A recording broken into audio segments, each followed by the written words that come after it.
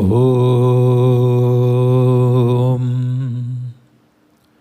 Guru Brahma Guru Vishnu Guru Devo Maheshwara Guru Sakshat Param Brahma Tasmai Shri Gurave Namaha Ajnana Timirandhasya Jnananjana Shalakaya Chakshurun Militam Yena Tasmai Shri Gurave Namaha Tvameva Mada cha Pita Tvameva Bandhuscha Sakha Tvameva Vidya Dravinam Tvameva Sarvam Amriteshwari Ma Tvameva Sarvam Amriteshwari Ma Tvameva Sarvam Amriteshwari Ma. Om Amriteshwari Namah. We'll now begin with the meditation. Kindly sit straight and make sure your vertebral column, spinal column is erect, and sit in a comfortable posture without any pain in any part of your body, as it will distract you. Slowly close your eyes.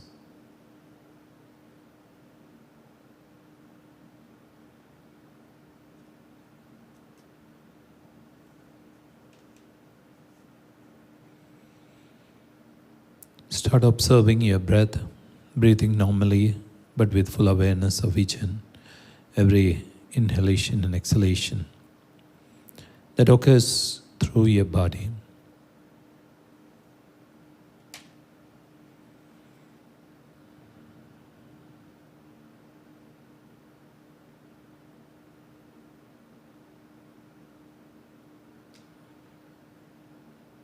As you keep watching your breath, you become more and more relaxed and feel the complete relaxation in each and every cell of the body. And if there is any tension, just focus your awareness on that part and release the tension as it arises.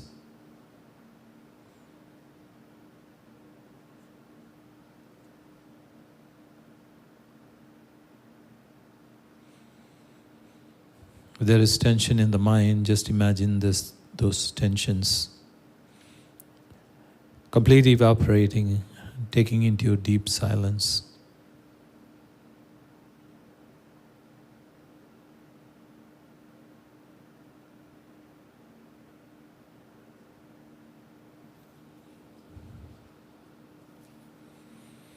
Now we'll chant Om 3 times, and as we chant Om, imagine the sound of Om to come from within of you, from your navel area.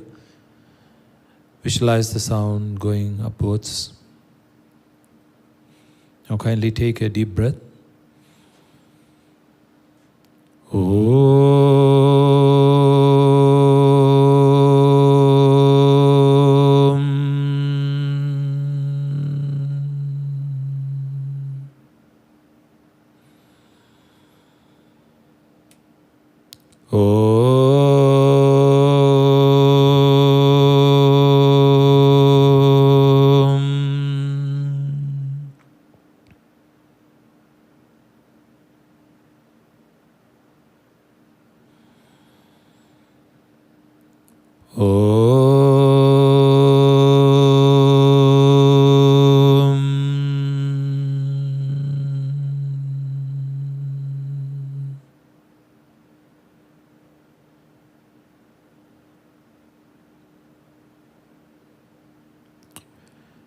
Now feel the reverberation of Om in each and every cell of your body, in your whole being.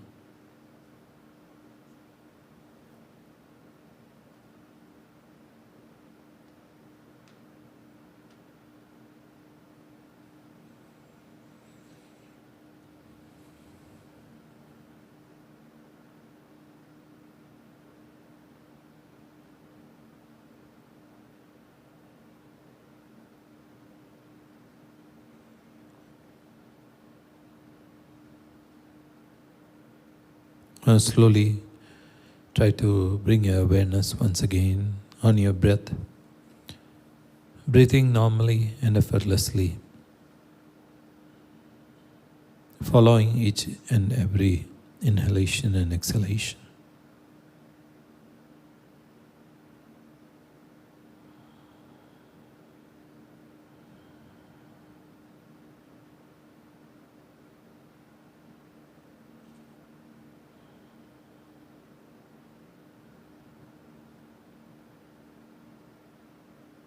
And now when you breathe in, chant the syllable, the mantra, Ma, silently along with your in-breath.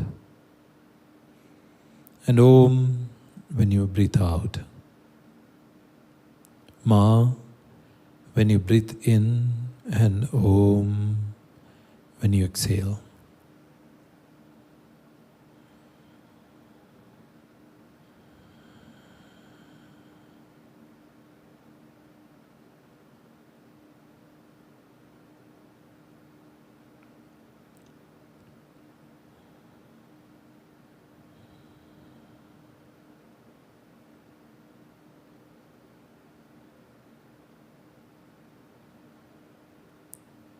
Ma is a representation of divine love, and Om of divine light. Even though you may not feel the divine love and light inside your heart, just try to feel the reverberations of the light and love filling your whole being.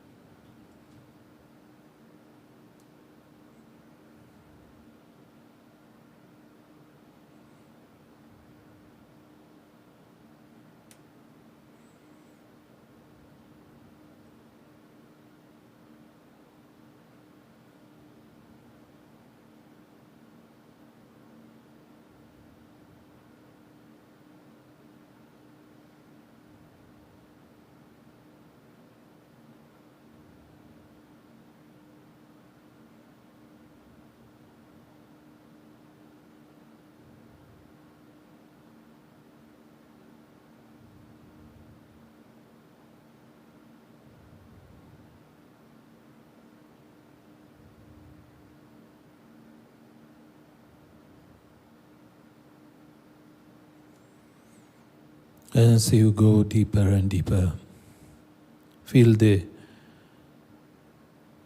vibrations of Ma and Om merging within you, and feel the love and light in your heart.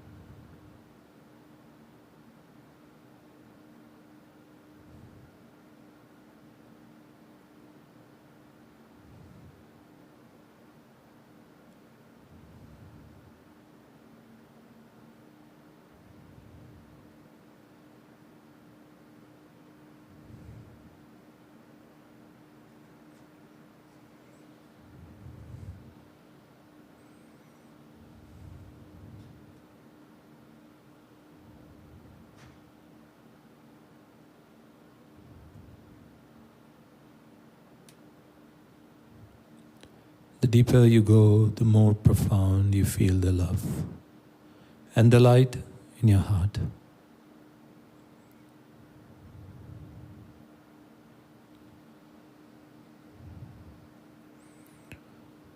This has the qualities of the light and love, and also peace, bliss, and compassion.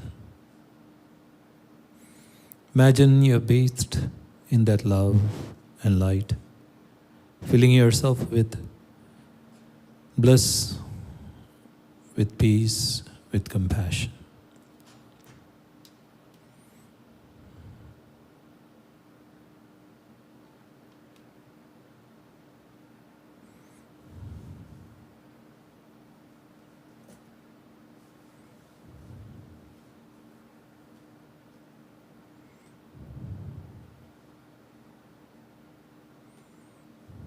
Imagine that light of peace,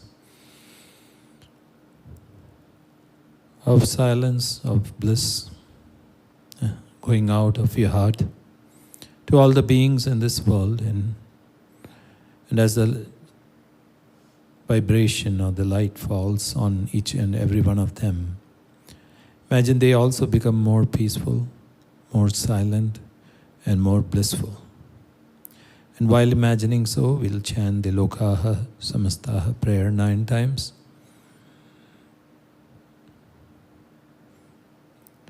Om Lokaha Samastaha Sukhino Bhavantu. Lokaha Samastaha Sukhino Bhavantu. Lokaha Samastaha Sukhino Bhavantu. Lokaha Samasta Sukhino Bhavantu. Lokaha Samasta Sukhino Bhavantu. Lokaha Samasta Sukhino Bhavantu. Lokaha Samasta Sukhino Bhavantu. Loka Samasta Sukhino Bhavantu. Loka Samasta Sukhino Bhavantu.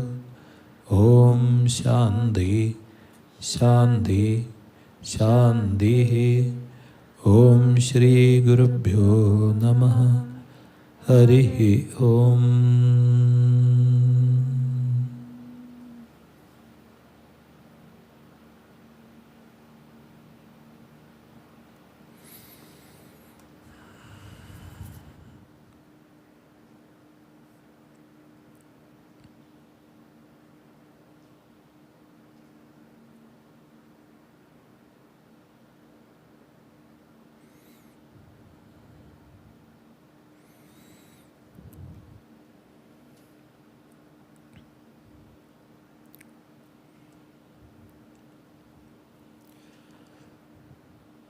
Om Dhyayamo Dhavlavagundhanavatim Tejomayim Nashtikim Snigdha Pangavilokinim Bhagavatim Mandasmidashri Mukhim Valsalyamritavarshinim Sumadhuram Sankirtanalapinim Shamangim Madhusiktasvarim Om Sadashivasamarambham Shankaracharya Madhyamam Asmadacharya Pariyandam Vande Guru Parambaram Srude Smriti Purananam Alayam Karunalayam Namami Shankaram Namami Bhagavat Padam Shankaram Loga Shankaram Shankaram Shankaracharyam Keshavam Bhadarayanam Sutra Om Amriteshwarye Namah Om Amriteshwarye Namah Om Amriteshwarya Namah.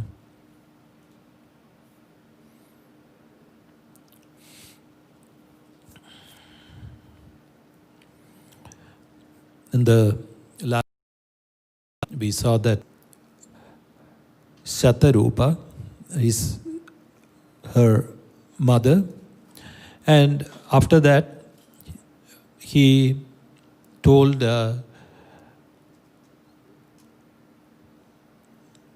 that Kardama Prajapati, that he will have 9 girls, and the 10th one,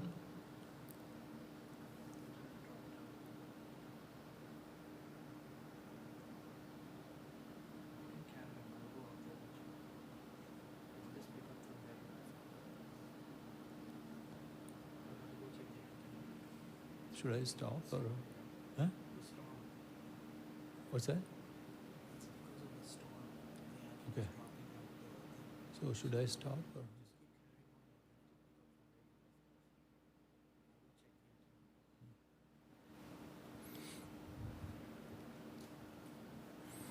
Sorry, we are having a problem with the internet here because of the storm.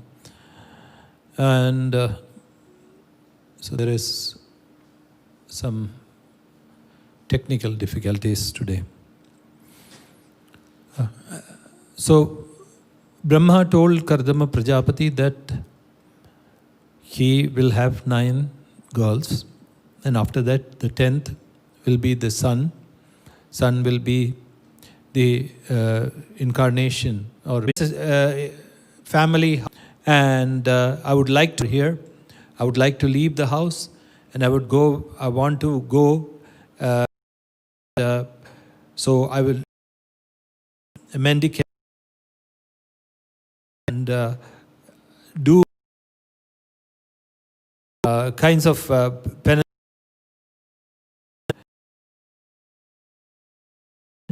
and take up the sannyasa.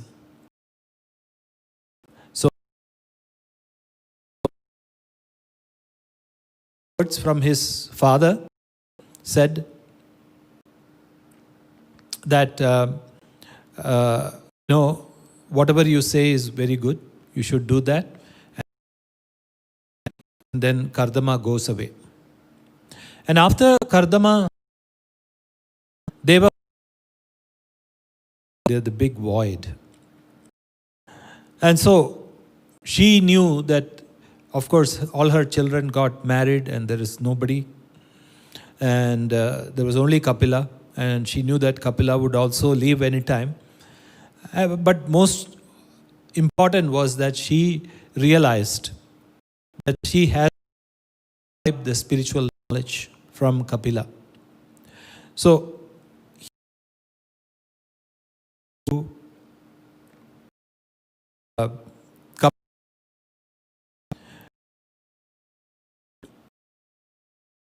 she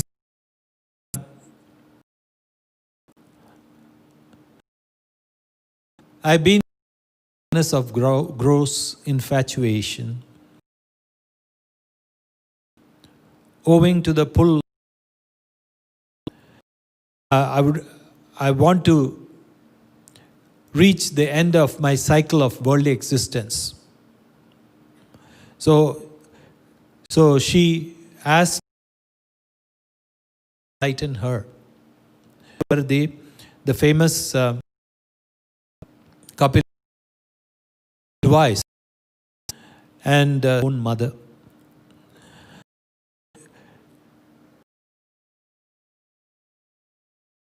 Please let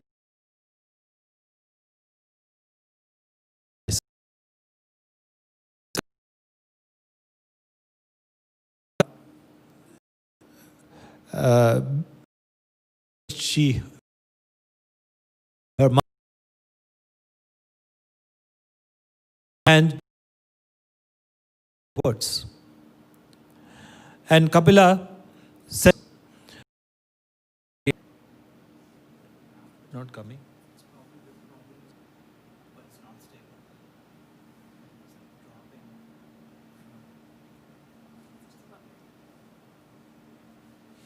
So you want to record it? It's like going up all the way and then dropping back down again. So it's not able.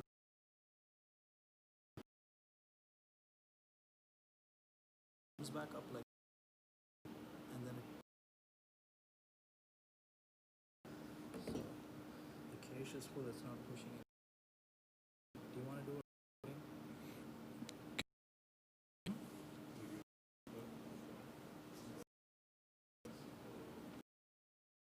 At least put a slide which says because of the problem, technical. Yeah, you can write in the chat. Just tell Amalia, call Amalia. So I'm just gonna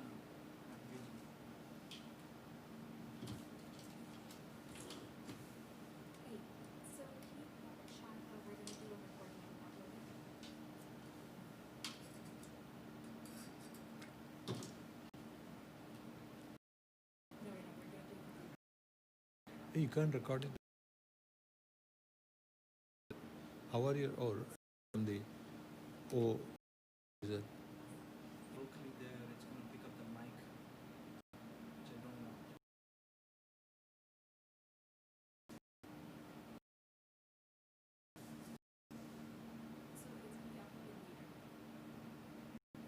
Yeah, we can upload it now.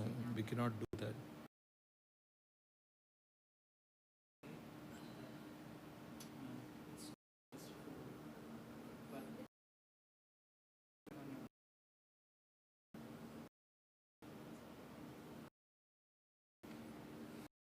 Can you connect on my? No. No. This? Yep. Sorry. Can you see my?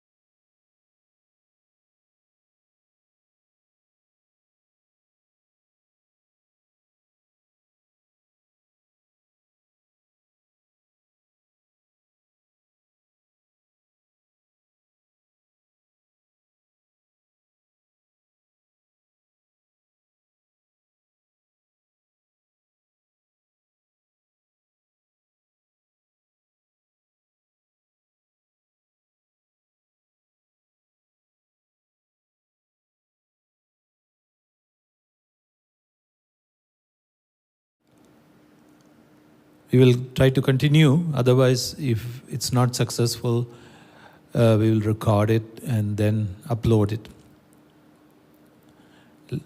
And you can watch it later, but we will try for now.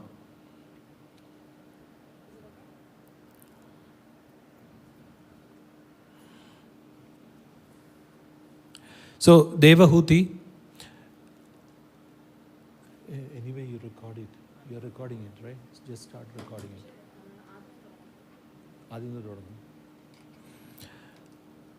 I think most of it is gone, so I will start from the beginning.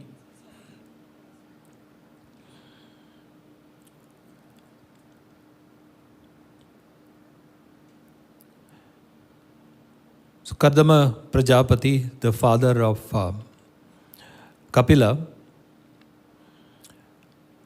while he was doing a lot of penance and before getting married to Devahuti, and one day Brahma appeared to him with sage Narada and other sages and told him that he will have to get married to Devahuti, through whom he will have 9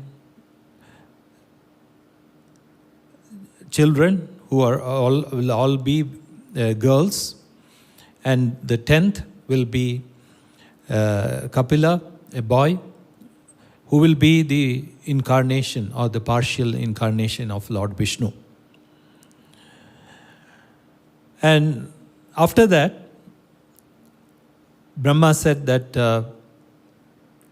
Kardama Prajapati can go and become a sannyasin, and then slowly through his son achieve the realization.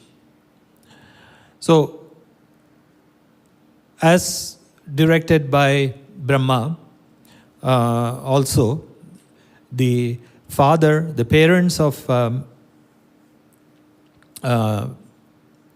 Devahuti, who were Swayambhu Manu, the father, and Shatarupa was the mother, they came into Kardama Prajapati's ashram, and after spending time in the ashram, they asked Kardama Prajapati to marry Devahuti, their daughter. And Kardama Prajapati agreed, and he said, definitely I will marry her, but I have one condition, that whenever a son is born to me, I will leave the house and go away. And I will just wander as a sannyasin, a mendicant. And to which the parents agreed. And so the marriage was over. And after a few years later, they had 9 children, all daughters. And when he was about to leave, then Devahuti reminded him, saying that even though now we have children, it's you remember you had made a promise that you will only leave after we have a son. So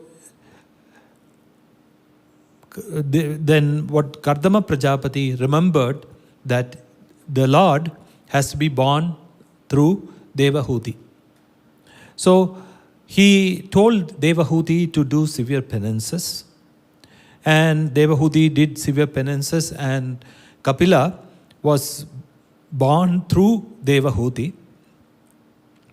And after that, Kardama Prajapati married his 9 daughters to the rishis, the sages. All of them were great sages, and the sages were given the daughters, and they got married to these sages. And the 10th was Kapila. One day, when everybody had gone away, Kardama Prajapati came to Kapila and asked him that, look, I have been staying in this house for a long time, but now I would like to go and become a sannyasin, a mendicant. And I would like to wander and try to achieve realization.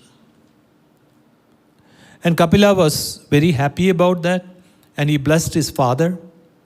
And the father, seeking the blessings of the son, because the father very well knew who the son was, And seeking the blessings of the son, he left the home and he became a sannyasin and started wandering.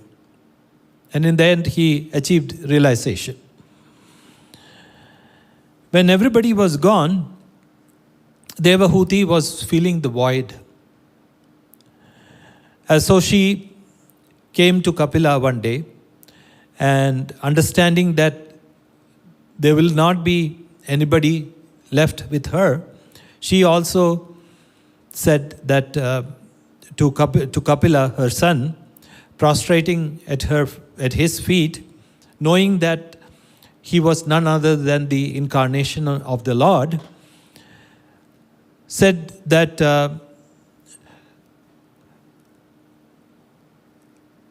she said to Lord Kapila that she has been living in the darkness of gross infatuation and utter helplessness, owing to the pull of senses. And through thy grace, O Kapila, I seem to have reached the end of my cycle of worldly existence, as I have got in thee a guide, an excellent eye that can help me penetrate this dark barrier of infatuation. And she's addressing her son like this. So you just have to imagine. So thou who art the Lord and origin of all beings has appeared as the eye of the world, which is overcome by the darkness of blinding ignorance. O Lord, it befits thee now to efface from me this infatuation caused by the sense of identification with the body, which makes me feel I am this body is mine, and infatuation thou thyself hast imposed on all beings. So I seek shelter in thee, a fitting master for those who want shelter, as thou art a veritable axe that cuts the tree of samsara for thy servants. So Devahuti is calling the Lord as an axe, because he cuts the tree of samsara. The cycle of samsara means the cycle of transmigration, of birth and death. So he cuts it off and he gives enlightenment thus. So Devahuti says, "Oh Lord, who you are an axe who cuts off this tree of samsara, please give me that knowledge." And Kapila was so full of bliss and happiness that her mother came and asked this question. So one of these things you can understand is when we are with Amma, when we go near Amma, and we ask her so many questions, right? We ask her different questions. And people come and ask her for all sorts of things. As I said, right from that their cow is not giving milk, their daughters are not getting married, son has a problem, and the son is not having a good relationship with the mother-in-law is beating the son or the daughter. So every sorts of problems. And Amma answers everything. But the moment you go and ask a spiritual question, you should see that twinkle in Amma's eyes and that eagerness to respond. So it's like that. So she's just waiting for us to ask. So just like one of the saints said to one of his devotees, when the devotee asked him, why do you fulfill the desires of all these devotees that come and ask for such trivial things? So the great saint replied, I'm giving them this so that they will get satiated with these requests, and one day they will come and ask me what is the right thing for them. The question they need to ask, the real question they need to ask in their life, which is about self-knowledge. So similarly, Amma is also waiting. And as I said, when Devahuti asked his son this question, Kapila was so delighted. And he said,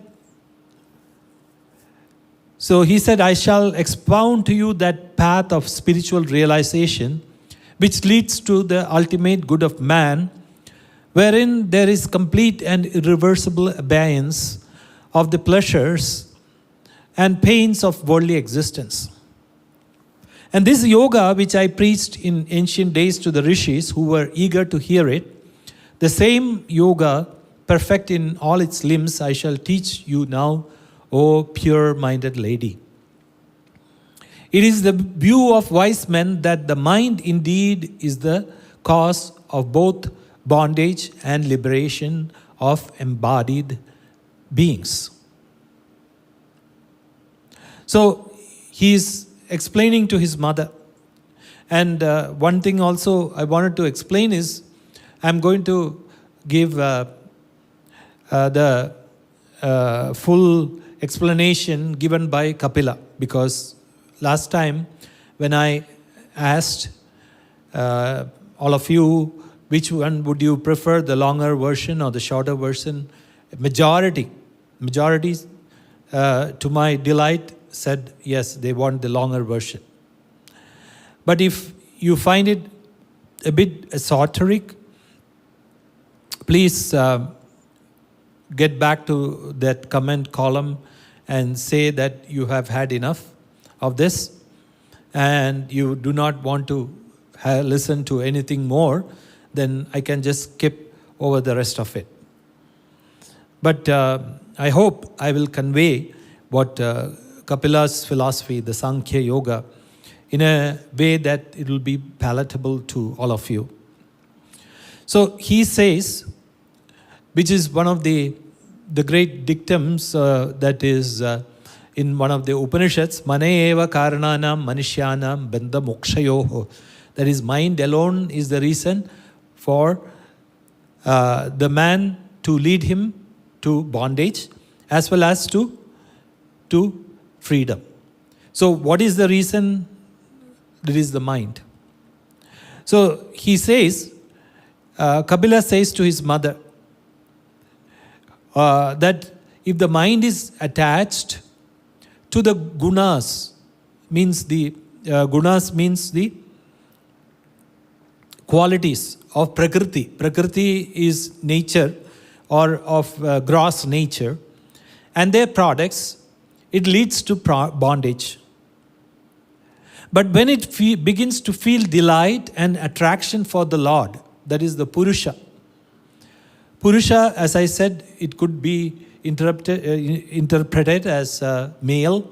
That is not the meaning here. Purusha means the Supreme One. It leads to liberation. And when the mind is freed from the impurities of lust and greed generated by the sense of I and mine, it attains to purity and rests in equanimity, being unaffected by pleasure or pain. And then the jiva, endowed with knowledge, renunciation and devotion, experiences in truth the Supreme Spirit transcending nature, that which is known as Prakriti, and Kevala, the untouched by anything, eternal, self-effulgent, subtle, indivisible and unconcerned, as well as Prakriti, with all its binding power destroyed. So he is saying that if the mind is attached to the gross, the subtle, which is known as the Prakriti, Prakriti also means nature. But here Prakriti means the gross elements. And if it is if it is attached to these gross elements, then it leads you towards more and more bondage. Whereas if you take that attachment and turn it towards the Purusha, the Supreme Lord, then it will take you to freedom. For one aspiring to attain Brahman, that is the Supreme Consciousness, there is no path more straight, safe, and practical than that of loving devotion for the Supreme Lord, who is the soul of all. So if you have that loving devotion to the Supreme Lord, in whichever way you want to, that will be he says, the most straight, safe, and practical path. And the wise say that intense attachment to the objects of the world is the cause of bondage for the soul. And the same attachment, if directed towards holy men, opens the gate of liberation. A holy man is, so here, when he says, earlier he said Lord, right? And now he's saying holy man, holy men. So holy men also means the Guru. Guru, one who is realized, one who is a realized Guru. So that is very important.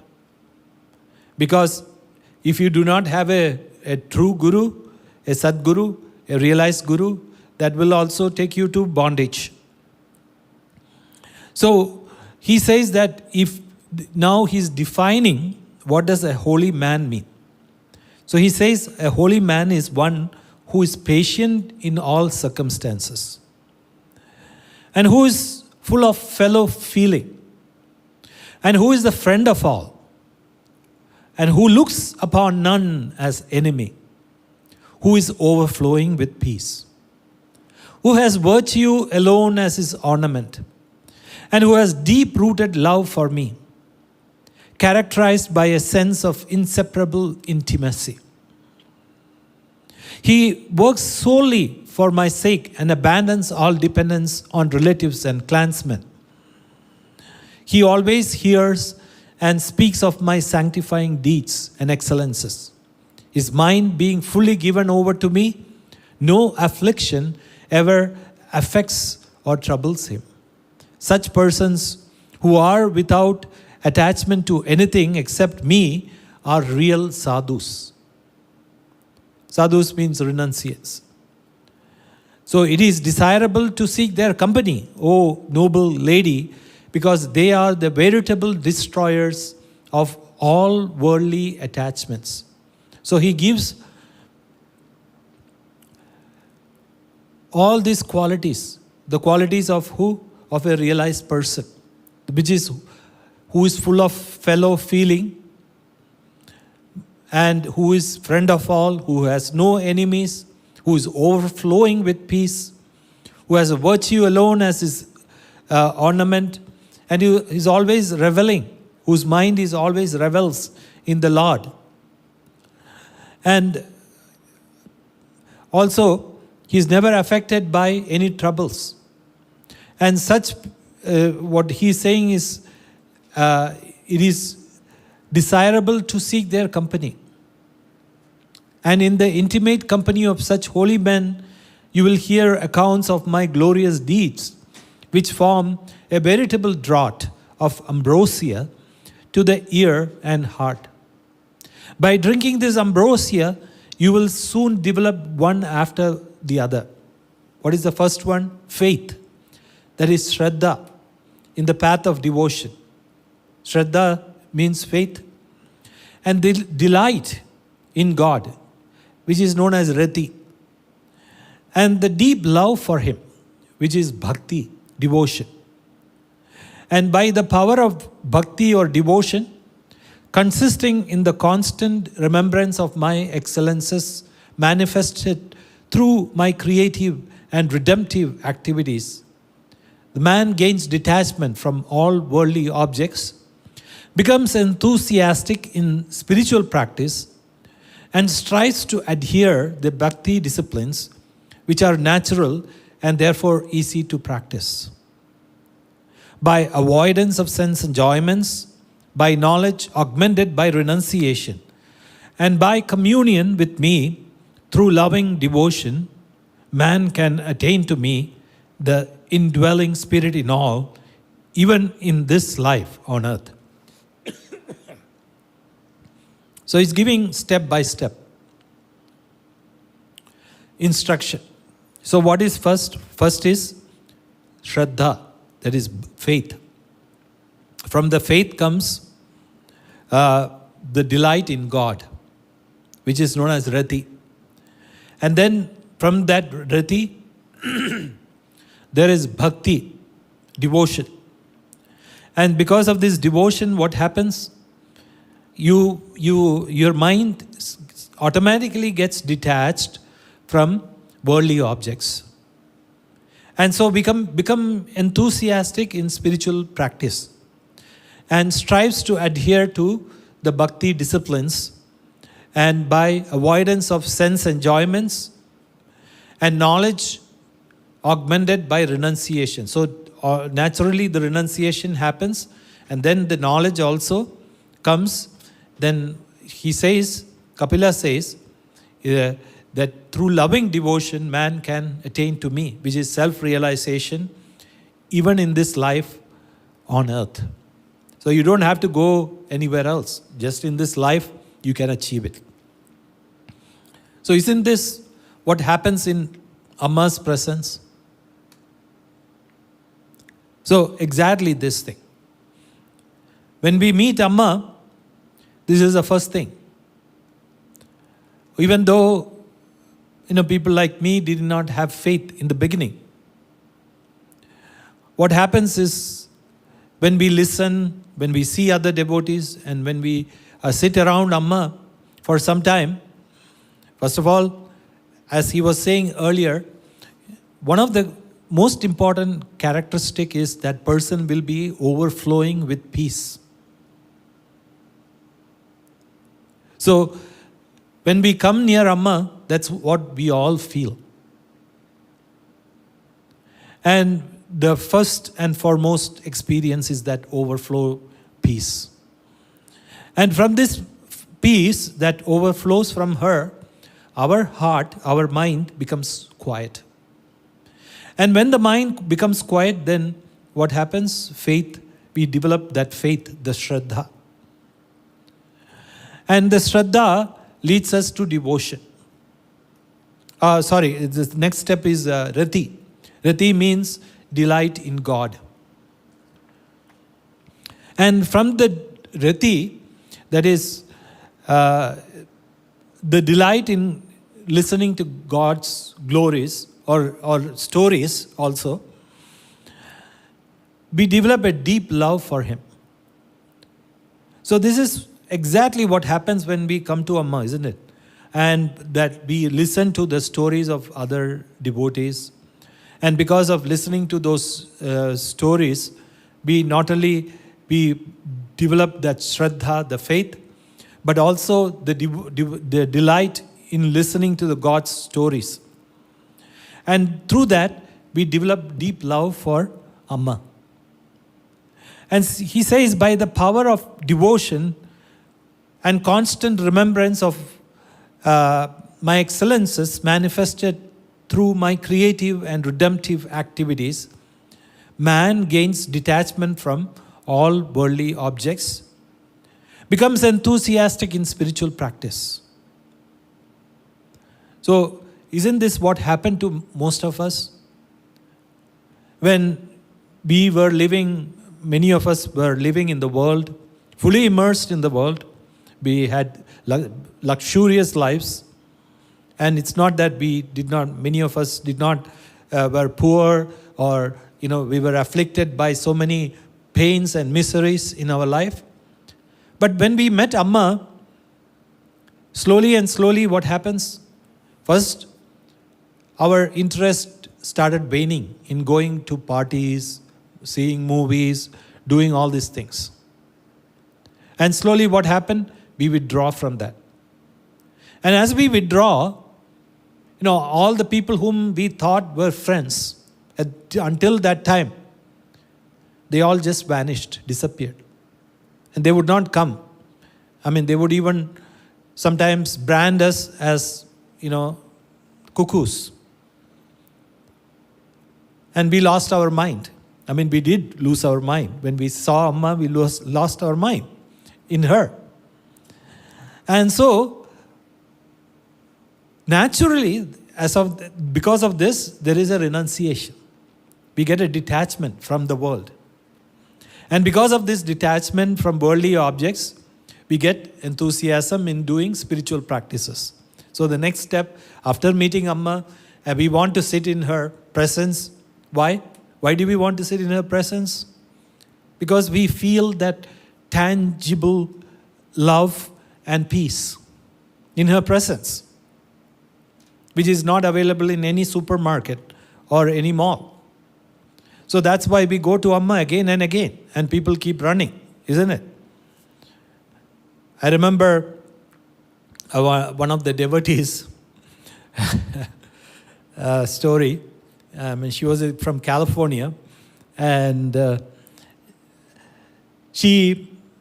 whenever she was in the airport, she was very particular that she wanted to go through the security as if she would pretend as if she had problems with her legs, so she would order a wheelchair, and the wheelchair would come, and she will be so adamant and demanding from the person who was pushing the wheelchair, and she will be telling him how to do this, what to do that, don't do this, don't do that. So one day, we were all walking into the airport, and we had passed the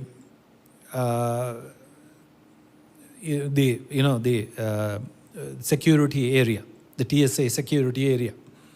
And we were just behind Amma, and Amma was walking quite fast. And this lady was slowly being pushed on the wheelchair. And as soon as she saw Amma walking, she looked around and she saw this whole bunch of devotees, and Amma was walking quite fast, and she knew that she could not catch up with Amma. Suddenly she jumped out of the wheelchair and started running behind Amma. And the guy who was pushing the wheelchair just stood there with his mouth open, thinking what happened to this lady. So this is what happens when in Amma's presence. So the other thing was, as he says, as Kapila says, we naturally start doing bhakti disciplines. So devotional disciplines. Amma makes us chant the 1,000 names. Amma makes us meditate. And slowly we get into this groove of spiritual practices, meditation, 1,000 names, bhajans, and all these things. So slowly what happens? All these things will pull us away from sense enjoyments. So first thing is, as we see, is the avoidance of sense enjoyments. By pulling it away, we are avoiding the sense enjoyments. And so Devahuti now asks Kapila, what is the nature of true devotion? And what is the type of devotional practice suited to me, which will enable me to attain to thy state of nirvana, means realization with ease, O embodiment of nirvana. That yoga which thou didst preach with thyself as its object, of what description is it and what constitutes its auxiliaries? By thy grace do thou expound to me this difficult yoga in a way that even I, a dull-witted woman, may easily grasp. So you have to understand here, when she calls herself a dull-witted woman, she doesn't mean herself. So the author very well knows those people who are reading, their standard. So that's why he does not want to call us dull-witted. So he's portraying a character, and she is just confessing the fact that she is dull-witted. So Devahuti is asking this. So what kind of spiritual practices should I do to reach, just like we all want to, the moment Amma says that you can reach realization, the next question is, how soon can I get there? And I want it tomorrow. That's why people, all the people flock to many of these courses when they say, reach realization in 1 month. And the next guy will say, reach realization in 2 weeks. And then they will all go to the next guy. And finally, they realize, one realization occurs to them that they lost their money. Because each of these courses would cost like a fortune. And so, Maitreya says, thus learning his mother's desire and prompted by love for her who gave birth to his body, Kapila revealed the principles of the philosophy of Sankhya and also of Bhakti and the science of concentration that forms their backbone. So he gives the Sankhya philosophy and also the science of concentration, Bhakti, which is their backbone. So Bhakti and science of concentration are the backbone of Sankhya philosophy. So Kapila said, when all the powers of man's senses, which are ordinarily frittered away through external contacts, are purified through devotional practices and dedicated action, and they get naturally focused on Ishvara, God, or the Lord, Sattva, that is the Sattva Guna, the purest of the qualities, exclusively without any extraneous and self-centered motivation, and with a firmness which no obstruction can overpower, that state of mind is called Bhakti, or the highest form of devotion for the Lord. So he says, what is Bhakti? So he says that when through devotional practices, the mind is purified and it is taken away from the external senses and sense perceptions and exclusively centered with a firmness without any obstruction. That state is known as Bhakti. And he says such devotion is superior even to Mukti. Mukti means liberation. So even that, when you have that devotion, such kind of devotion, that is even superior to liberation, which is Mukti. So it burns up the covering of ignorance in a person, just as fire burns up objects put into it. Some endowed with such bhakti do not aspire for moksha or even oneness with my being, for their delight consists in serving me and in working out my will and not in becoming one with me.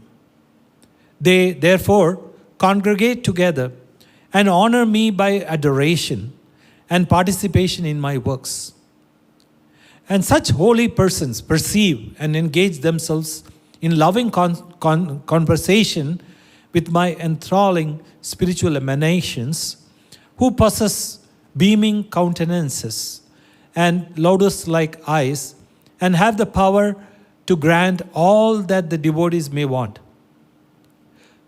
Though their minds are thus captivated by and absorbed in my enchanting, formful aspect, with its charming and sublime features, movements, smile, looks, and speech, their devotion leads them in the end to liberation, though they themselves do not care for it. So he's saying, there's people who have pure bhakti, pure devotion.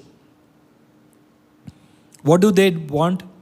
They do not aspire even for liberation or even oneness with my being. So they don't want to become one with the Lord. So why? Because their delight consists in serving me that is serving the Lord.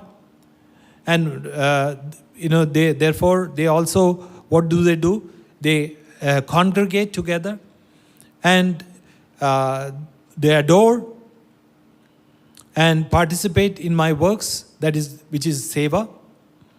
And the second thing is what they engage themselves in loving conversation, not about politics, not about something else, or not about what is the latest movie.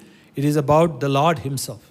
So they are talking about spiritual subjects, which is satsang, and they engage in satsang and seva, what does Amma make us do? So all these things, right? So Amma makes us do all these things only. And so he says, though their minds are thus captivated by and absorbed, their devotion leads them in the end to liberation. That is mukti, though they themselves do not care for it. So there is a beautiful quote by Amma. Do you remember that? Amma says that if you have pure devotion, then what happens? Then even liberation, that is mukti, will follow you like a dog. So you don't have to gain liberation. The liberation is going to follow you if you are just having pure devotion. This is the same thing which Kapila says here. And he says that in my supreme heavenly abode of Vaikunda, they become the inheritors of the divine powers and bliss that reside in me. The Lord of Maya, in spite of their having no longing for any of these, the eightfold powers or the glories of all the higher worlds. So he says that even if they do not want it, what happens when they reach the abode of the Lord?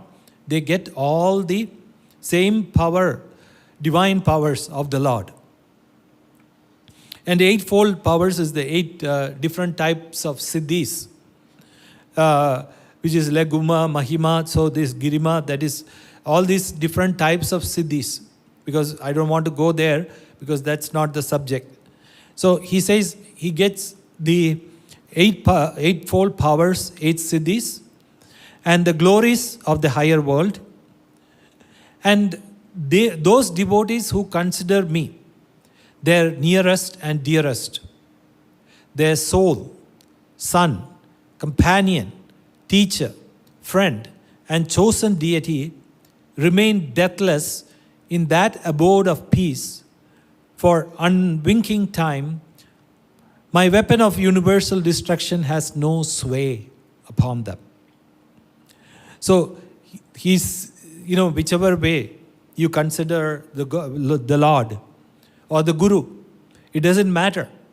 He says you can be their nearest and dearest. You can consider the Guru or Lord to be their soul, their companion, teacher, friend, and chosen deity. Whatever you want to, in whichever way you want to devote yourself to the Supreme Lord or to Guru. That's what he's saying. They will definitely, what happens is, they remain deathless. And they will abide in that abode of peace. One of the things that Amma said was, one of the qualities of following the path of devotion is, you start enjoying that peace. Right at the moment when you start developing devotion, bhakti. So the fruits of that path does not come later. So you don't have to wait for the fruits. It comes right away once you start on the path. So this is exactly what he's saying here. And he says that devotees who give up desire for this world and the next world For the subtle body that links one's life in these two spheres, as well as for the physical body, which is associated with wealth, relatives, home, etc., in this life, and love and serve me with unswerving devotion, are surely released by me from involvement in the cycle of birth and death. So how is one released from the cycle of birth and death? He's saying that what happens? We generally associate with what? With wealth, relatives, home, etc. And that is what is the cause of rebirth and karma. So if those things go away, and even if you are not even associated with your own body, then what happens? There is no question of the cycle of birth and death. So he's saying those people endowed with every blessed attribute, no one can get relief from that great fear that besets all involved in the cycle of birth and death. So he says,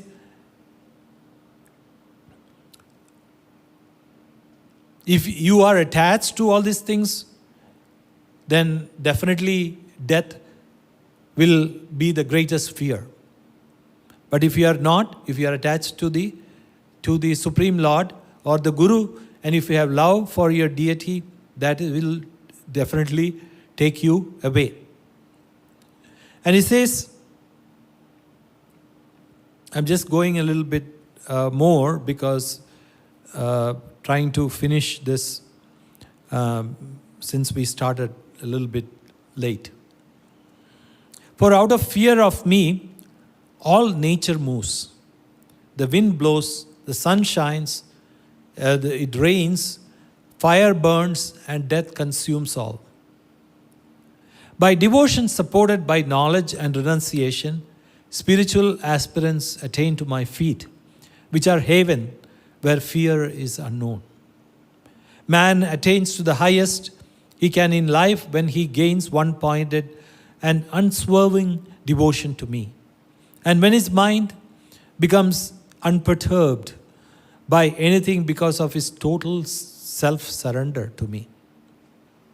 So that is the key, the secret. Total self-surrender and devotion. So he's saying that by devotion supported by knowledge and renunciation and total self-surrender, that devotee attains to me. And there is nothing to worry about. Because you don't have to fear death. So he says that this is how a devotee can achieve the liberation or realization. So just like as Amas was explaining to us, this is again a repetition of all the knowledge that has been given to us. So Amma puts it in a very succinct and easy manner. So you remember what Devahuti said? We are all dull-witted and we do not understand this knowledge. So please put it in a very simple form, and Amma does the same thing. Amma puts it in such a the most simplest form that any saint has given us, and she gives us all this knowledge through her words. And this is exactly the words of the Upanishads, the Vedas. So if we listen to Amma's words, there is nothing to be afraid of, and if we follow that, and if we can definitely achieve to self-realization.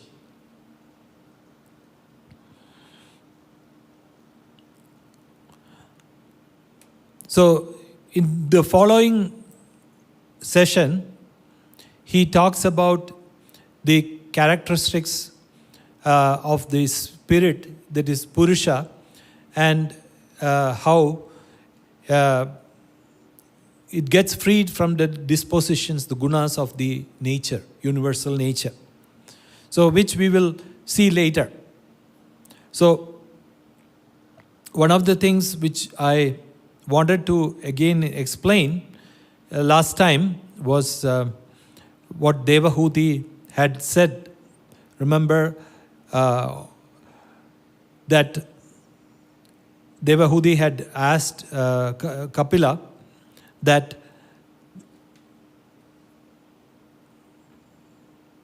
how do I get rid of this feeling?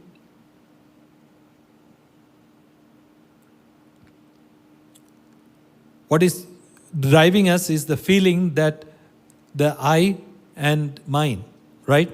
So one of the things she was asking was, last time I said 3 things, right? The feeling,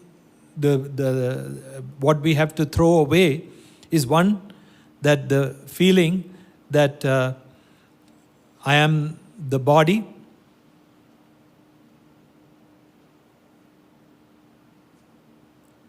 And second thing is the body belongs to me. And third thing is this, the body is for my enjoyment. So one is I am the body. Second is the body is mine. And third thing, the body is an instrument for my enjoyment. So these 3 things has trapped us in this body. So I wanted to just elaborate a little bit more that how do I know that I am not the body? Right? I mean, one of the things is when we sleep at night, when we are in a state of deep sleep, are we aware of the body? But when we get up the next morning, we have not heard anybody complain that, I had such a sad sleep. Everybody may complain that I did not get enough sleep. Some people may complain like that, but nobody had said that I slept so sadly. Why? The nature of sleep is bliss. When you sleep, and that's why, even teenagers want to sleep more and more. They don't want to wake up. So why? Because they get so much of bliss from sleeping. And why do we get bliss from sleep? We are not aware of the body. If we were aware of the body, then we would not have got so much bliss. And secondly, what is the proof? The proof is great, realized masters like Amma. When you see Amma, you can see that she transcends her body, the limitations of her body. And the body does not dictate to her what she should do and she should not do. Whereas in our case, the body tells us what to do and what not to do, right? And as I was saying, when we get older, then the body tells us don't do so much exercise. I cannot. If you want to exercise, you do the exercise. I am not cooperating with you. And the second thing is, the body is mine. When we say the body is mine, so if suppose I can say this book is mine, right? And so I hold the book and I can wield the book in whichever way I want. Or suppose I have a car. The car is mine. So I can get into the car, I can drive the car wherever I go, and the car obeys me. Correct? So the car will obey according to my desires or my dictums. But does the body obey or whatever you want? As I was saying last time, you tell the body to, reduce, become lean, thin, but the body goes growing more and more towards the side after some time. And then you start losing hair from your head. And then can you take the hair from your beard and put it on your head? Or the hair is going gray. And if you tell the hair, don't go gray, remain, the same color as when I was young. The hare will say, go and get lost. I'm leaving, I'm getting a divorce from you. And the hare falls away. So all these things happen. We do not have any control, even as Amma says, even in a cell in our body. Right? We do not have a control of even one cell in our body. What happens when cancer comes? The cell starts growing. And you tell the cell, don't stop growing. Don't. Who listens to it? Nobody listens to it. And so, can you say the body is mine? And the other thing is, if you look at the body, I was reading the other day that 80% of the body is bacteria. And if you talk to the bacteria and ask the bacteria, where are you? It will say, get lost, I am in my body. And what is the body? Where is the body? This is mine. Or the cell would say, this is my body. So in reality, whose body is this? The body is not mine. The body it has so many functions which we have absolutely no control. So can you say the body is mine? The body is not mine. And the third thing,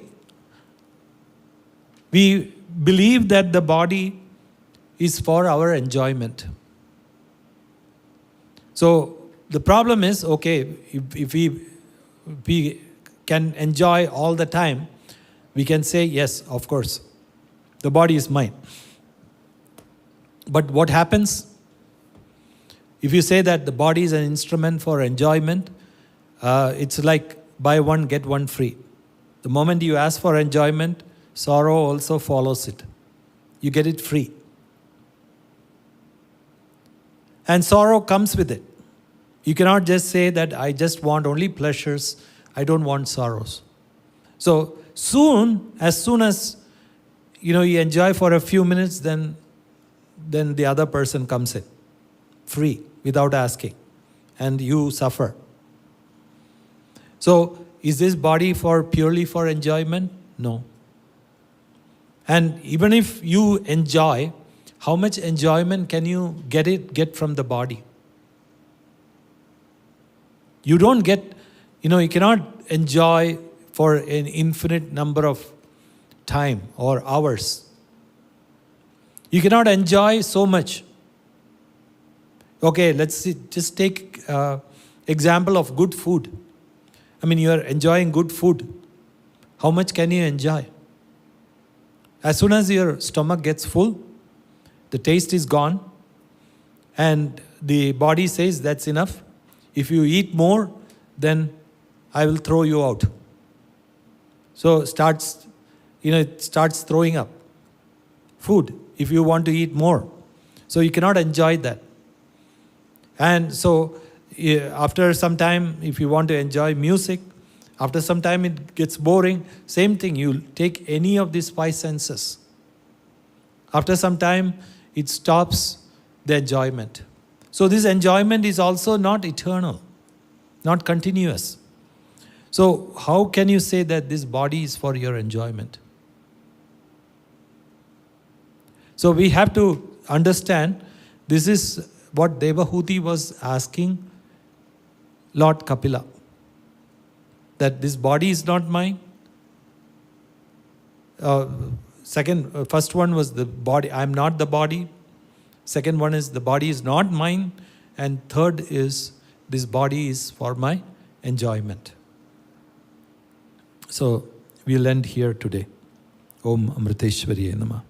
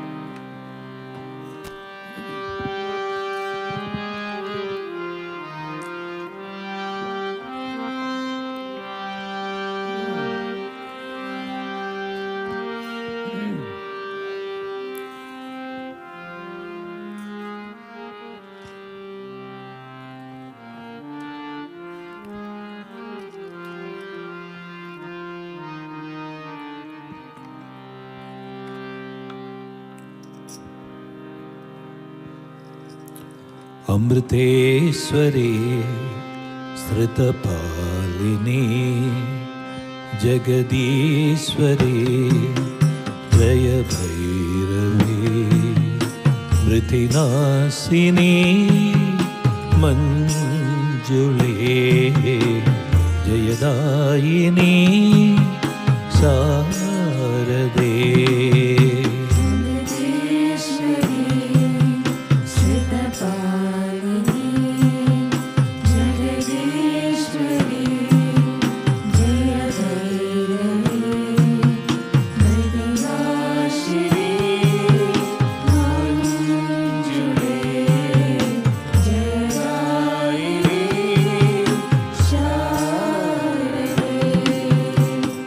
जननायकी जय शंकरी जनरंजिनी शांभवी जननायकी जय शंकरी जनरंजिनी शांभवी भवदारिणी भयहारिणी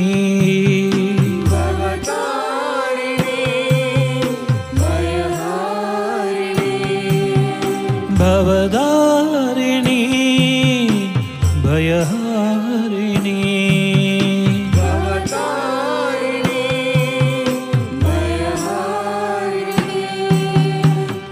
भुवनेश्वरी भारते भारते अमृतेश्वरी श्रुतपालिनी जगदीश्वरी जय भैरवी मृतिनाशिनी मंजुले जयदायिनी शारदे Shivakamini शुभकारिणी श्रुतिपालिनी श्रीकरी Shivakamini शुभकारिणी श्रुतिपालिनी श्रीकरी स्वररागिणी सुरनायकी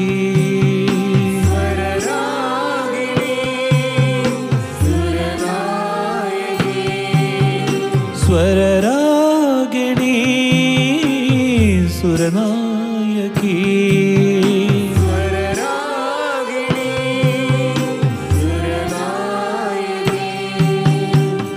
सुखदायिनी सुंदरे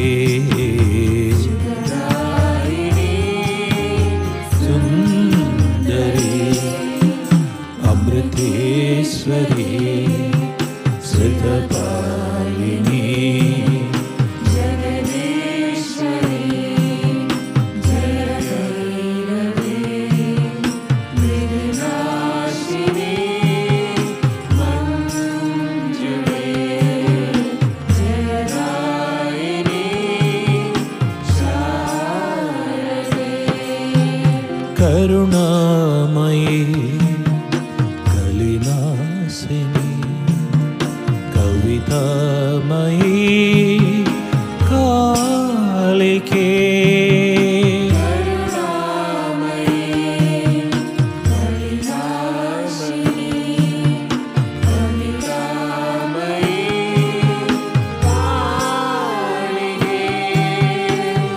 गुरुरूपिणी गिरिनन्दिनी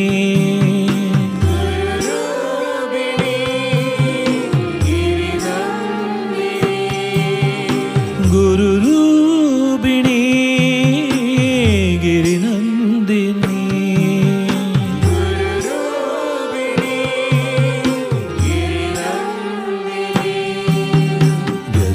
Gajgamini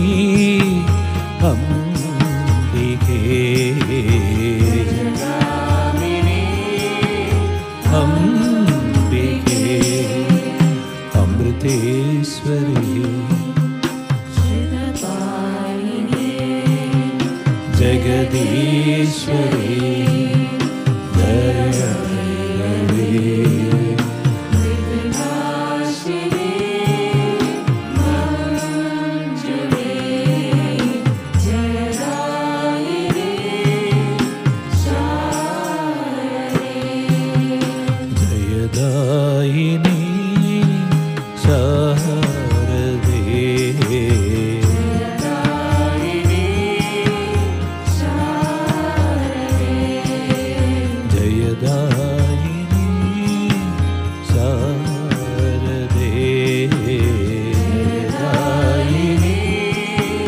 Sharade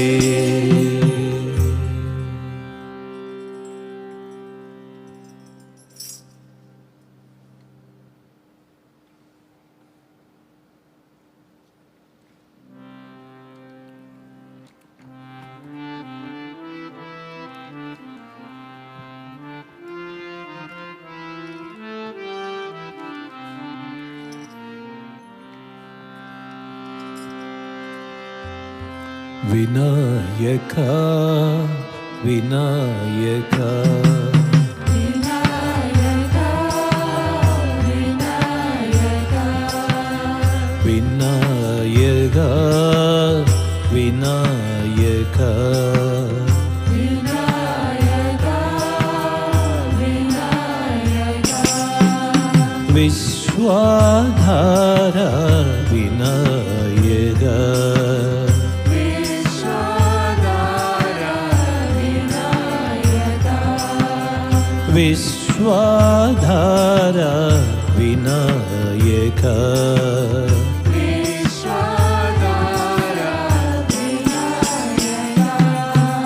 Vinayaka, Vinayaka, Vinayaka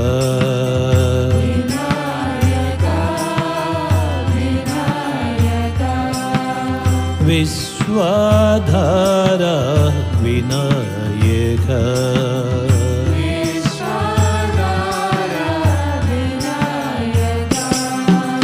Siddhi Vinayaka Bhava Bhayanasha,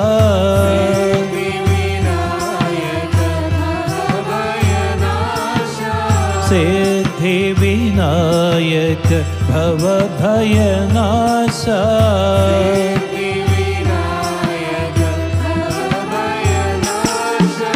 Suramuni Vandida Sri Ganesha,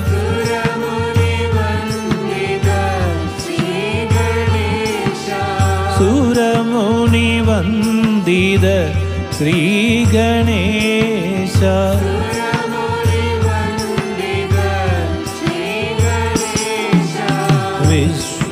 Vishwadhara Vinayaka,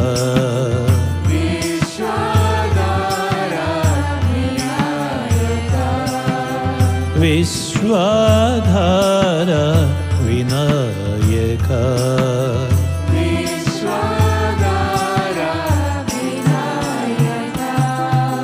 Vinayaka, Vinayaka,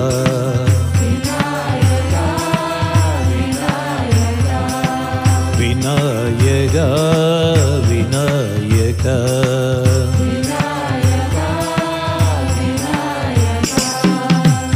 Vishwadhara Vinayaka,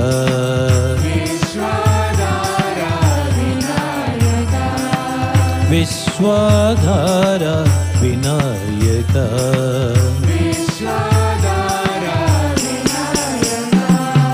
Siddhi Vinayaka Bhava Bhayanasha,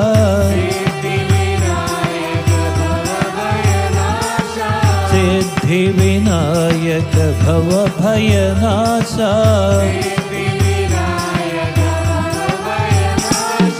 Bhava Bhayanasha,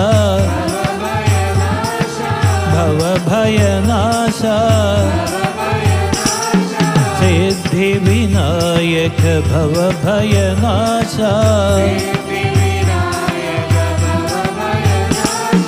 Suramuni Vandida Sri Ganesha, Suramuni ಸುರಮುನಿ ವಂದಿದ Shri Ganesha ವಿಶ್ವಾಧಾರ Vinayaka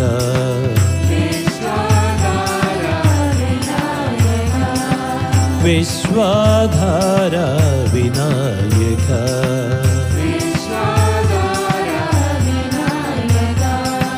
Vinayaka Vinayaka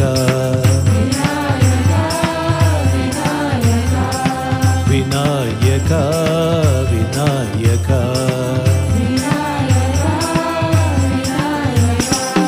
ವಿಶ್ವಾಧಾರ Vinayaka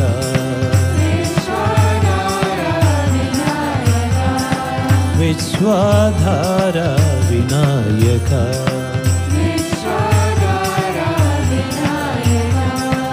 ವಿಶ್ವಾಧಾರ Vinayaka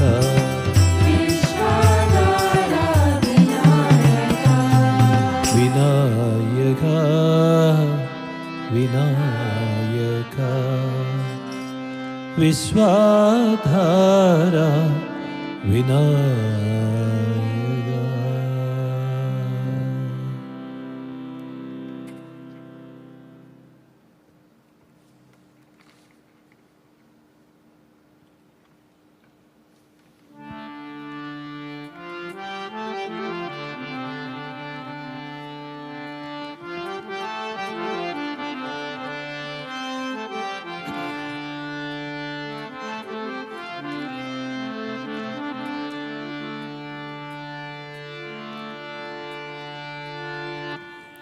ಬಂದ ಕೃಷ್ಣ ಚಂದನಿಂದ ಬಂದ ನೋಡೆ ಗೋಪ ವೃಂದನಿಂದ ನಂದಿಸುದ ಬಂದ ನೋಡೆ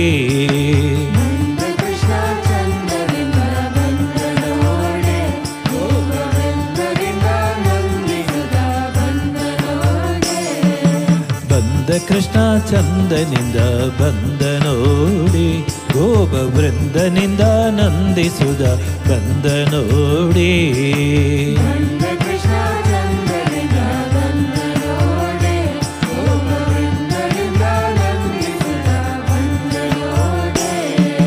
ಬಂದ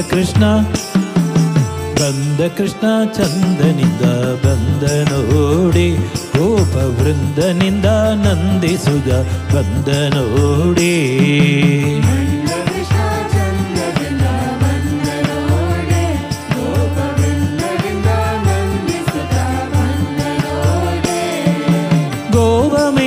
ನೀವ ದೇವ ಬಂದ ನೋಡೆ ದೇವದ ವಾದ್ಯಗಳಿಂದ ಬಂದ ನೋಡೆ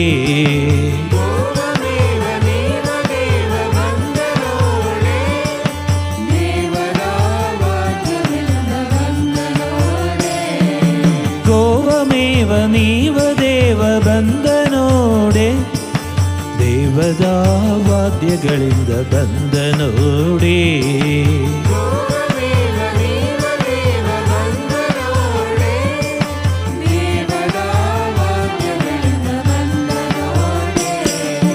ಬಂದ ಕೃಷ್ಣ ಚಂದನಿಂದ ಬಂದ ನೋಡಿ ಗೋಪ ವೃಂದನಿಂದ ನಂದಿಸುದ ಬಂದ ನೋಡಿ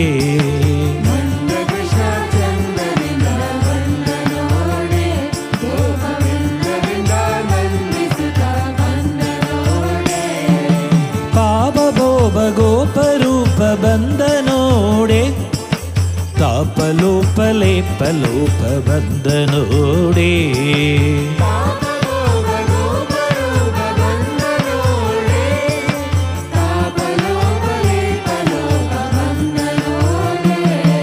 ಪಾಪಬೋಬ ಗೋಪರೂಪ ಬಂದ ನೋಡೆ ತಾಪಲೋಪ ಲೇಪಲೋಪ ಬಂದ ನೋಡೆ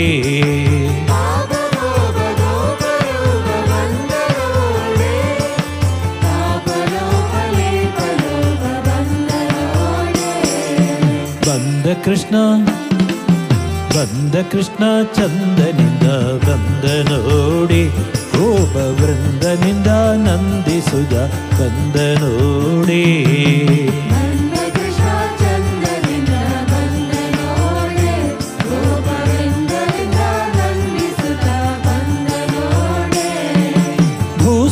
ಸುಖ ಸುಸುದ ಬಂದನೋಡೆ ವಾಸುದೇವ ವಿಠಲದ ಬಂದನೋಡೆ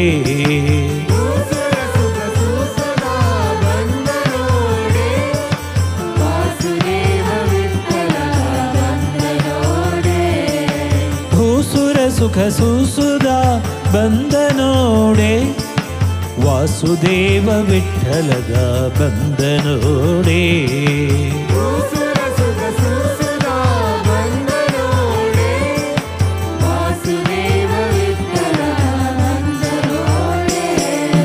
ಬಂದ ಕೃಷ್ಣ ಚಂದನಿಂದ ಬಂದನೋಡಿ ಗೋಪ ವೃಂದನಿಂದ ನಂದಿಸುದ ಬಂದನೋಡಿ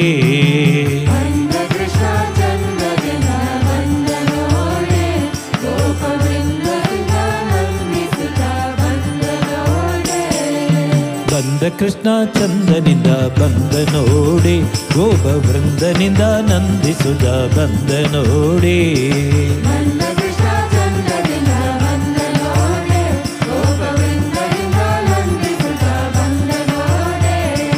ಬಂದ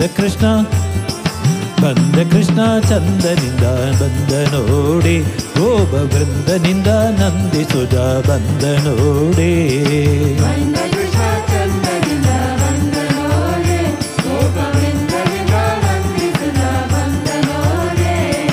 ಗೋವಮೇವ ನೀವ ದೇವ ಬಂದನೋಡೆ ದೇವದ ವಾದ್ಯಗಳಿಂದ ಬಂದನೋಡಿ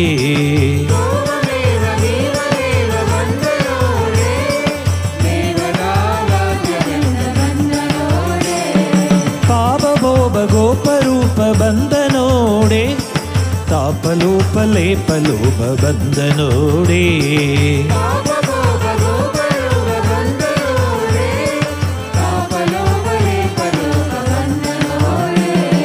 ಭೂಸುರ ಸುಖ ಸುಸುದ ಬಂದನೋಡೆ ವಾಸುದೇವ ವಿಠಲದ ಬಂದನೋಡೆ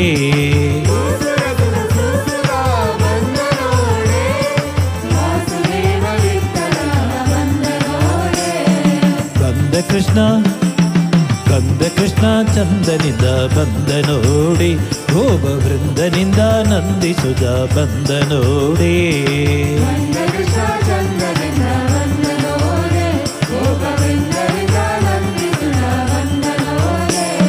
ಬಂದ ಕೃಷ್ಣ ಚಂದನಿಂದ ಬಂದನೋಡಿ ಗೋಪ ವೃಂದನಿಂದ ನಂದಿಸುದ ಬಂದನೋಡಿ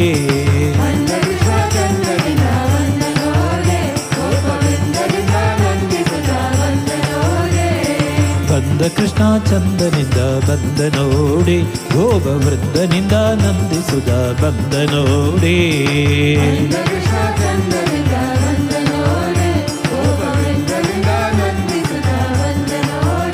ಗೋಪ ವೃಂದನಿಂದ ನಂದಿಸುದ ಬಂದನೋಡಿ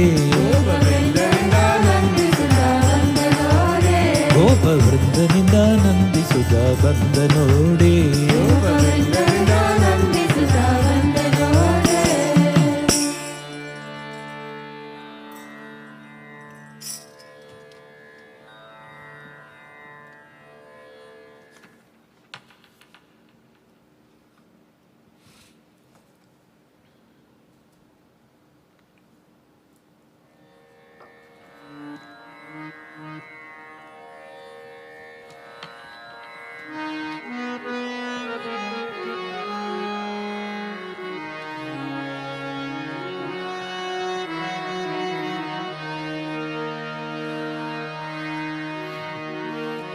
दया करो माता अम्बा कृपा करो जननी दया करो माता अम्बा कृपा करो जननी दया करो माता अम्बा कृपा करो जननी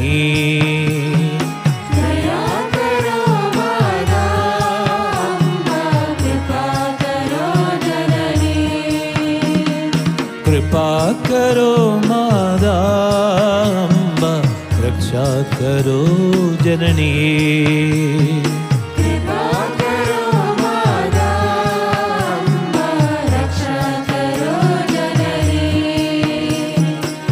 कृपा करो मादा अम्बा रक्षा करो जननी कृपा करो मादा अम्बा रक्षा करो जननी अम्बा कृपा करो जननी अम्बा कृपा करो जननी अम्बा रक्षा करो जननी अम्बा रक्षा करो जननी कल्याण रूपिणी काली कपालिनी कल्याण रूपिणी काली कपालिनी कल्याण रूपिणी काली कवालिनी कल्याण रूपिणी काली कपालिनी काली कपालिनी काली कपालिनी काली कपालिनी काली कपालिनी कल्याण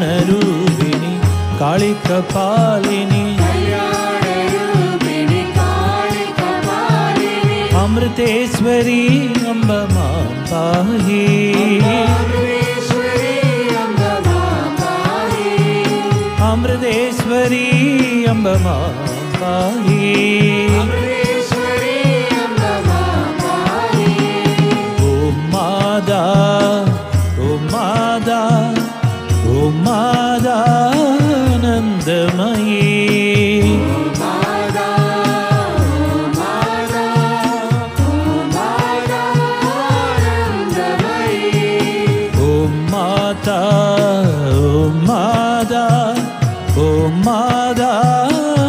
मादानन्दमयी मादा मादा मादा आनन्दमयी दया करो माता अम्बा कृपा करो जननी दया करो मादा अम्बा रक्षा करो जननी कृपा करो माता अम्बा रक्षा करो जननी कृपा करो मादा अम्बा रक्षा करो जननी कल्याण रूपिणी काली कपालिनी कल्याण रूपिणी काली कपालिनी कल्याण रूपिणी काली कपालिनी कल्याण रूपिणी काली कपालिनी काली कपालिनी काली कपालिनी प्रेम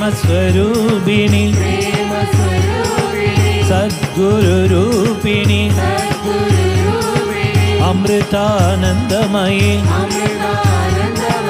अमृतानन्दमयी अमृतानंदमयी अमृतानन्दमयी अमृतानंदमयी अमृतानंदमयी अमृतानंदमयी अमृतानंदमयी अमृतानंदमयी अमृतानंदमयी अमृतानंदमयी कल्याण रूपिणी काली कपालिनी अमृतेश्वरी अम्ब मां पाहि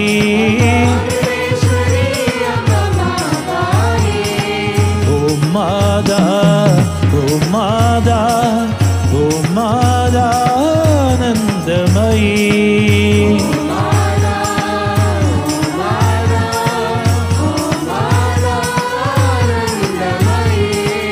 ॐ मादा ॐ मादा ॐ मादानन्दमयी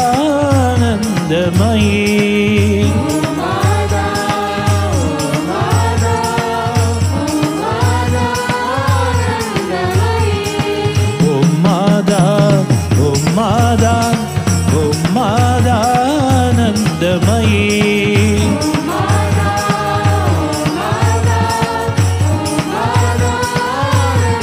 ॐ मादा ॐ मादा ॐ मातानन्दमयी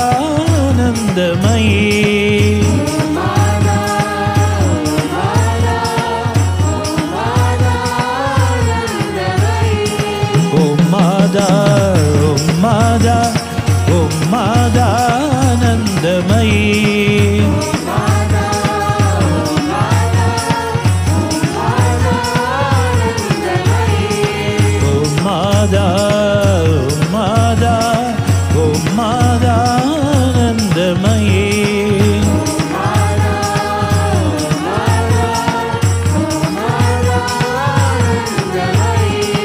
Om Mada Anandamayi. Om Mada Anandamayi. Om Mada Anandamayi.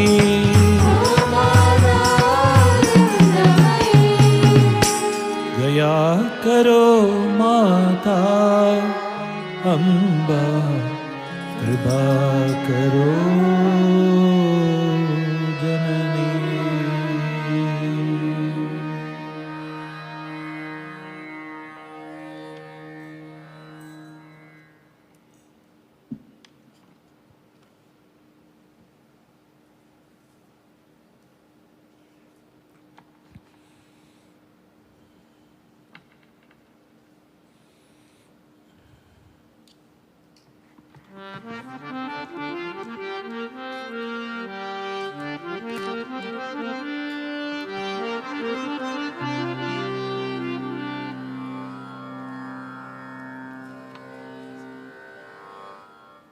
Can you record this?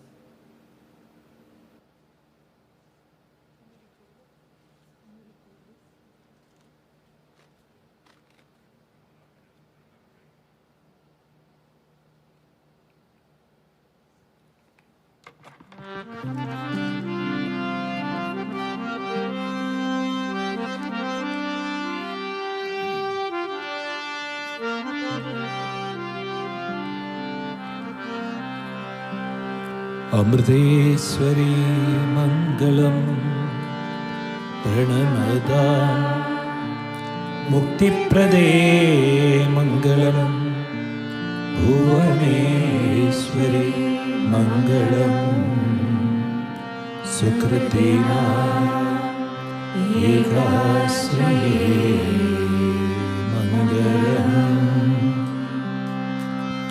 Amriteswari Mangalam Pranamada Muktiprade Mangalam Bhuvaneswari Mangalam Sukritina Ekasraye Mangalam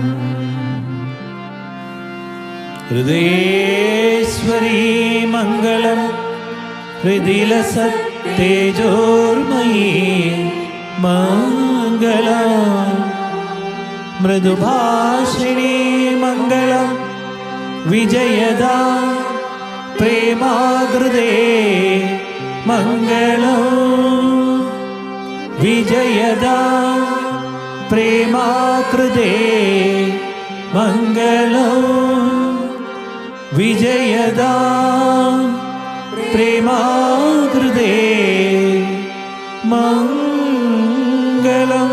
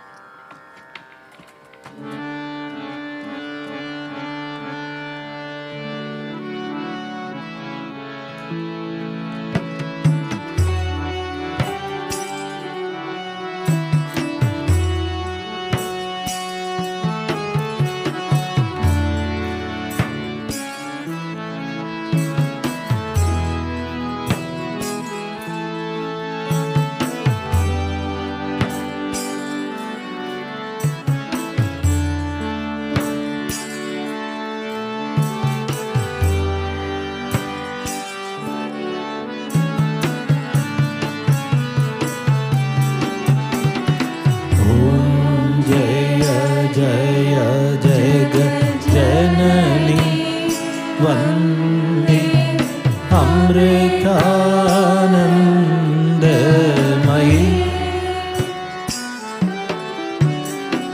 Mangala Arati Mother Bhavani Amritanandamayi Mother Amritanandamayi Janamana Nija Sukha Dayini Mother Amritanandamayi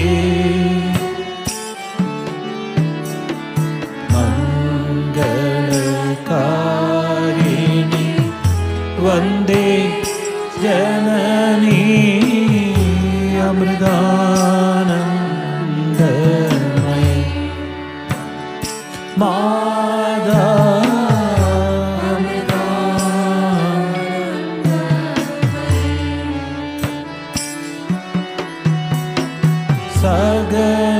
Sagalagama Nigamadishu Charite Amritanandamayi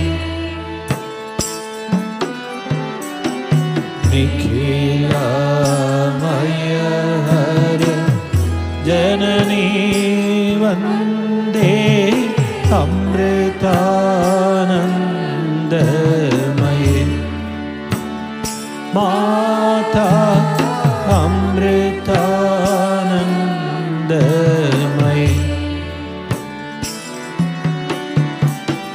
Prema Rasamrita Varshini Mada Amritanandamayi Prema Bhakti Sandayini Mata Amritanandamayi Mata Amritanandamayi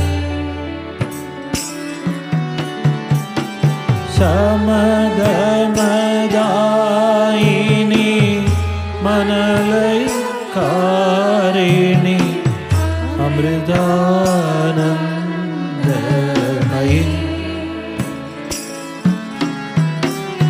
Sadadam Mama Hidi Vasada Devi Amritanandamayi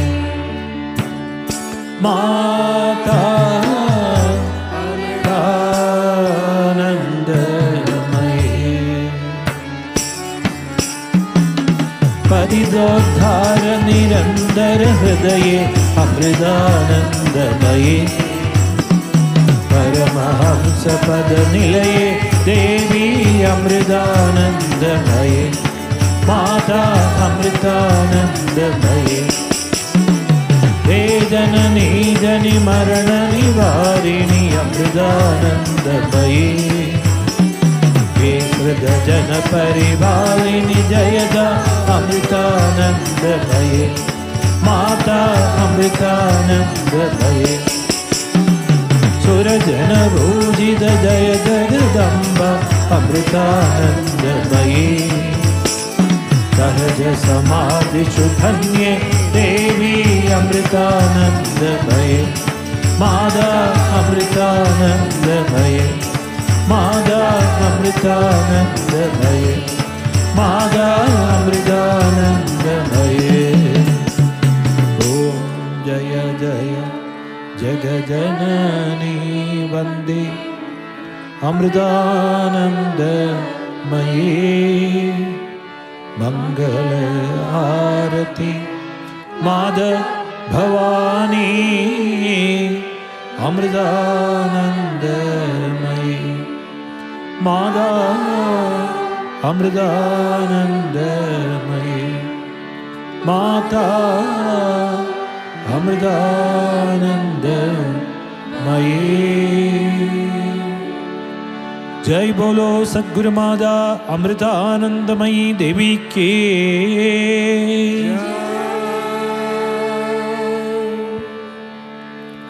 Om Asato ma Sadgamaya Tamaso ma Jyotirgamaya Mrityorma Amridam Gamaya.